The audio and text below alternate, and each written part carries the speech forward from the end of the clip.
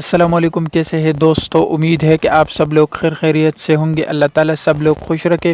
دوستو، قومی cricket team کے کپتان بابر اعظم نے ایشیا کپ کے فائنل میں سری لنکا سے شکست کی وجوہات بتا دی۔ میچ کی اختتام میں قریب میں گفتگو کرتے ہوئے بابر اعظم نے غلطیوں کا اعتراف کرتے ہوئے کہا کہ شروع میں ہماری پوزیشن اچھی تھی، لیکن بعد میں راجا پکسا نے اچھا کھیلا۔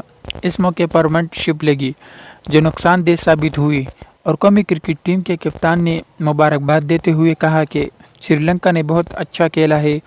پورے ٹورنامنٹ میں ہماری کارکردگی اچھی رہی، بہت سے مثبت پہلو سامنے آئی۔ پہلا ٹورنامنٹ کھیلنے والا نسیم شاہ نے اپنی صلاحیتوں کا بھرپور اظہار کیا۔ بابر اعظم نے فیلڈنگ کی ناکامی کی ایک وجہ قرار دیتے ہوئے کہا کہ کیچز ڈراپ ہوئے اور معیار کے مطابق فیلڈنگ نہ کر سکا۔ دوستو، مزید انفارمیشن کے لیے ویڈیو کو لائک اور چینل کو سبسکرائب کریں۔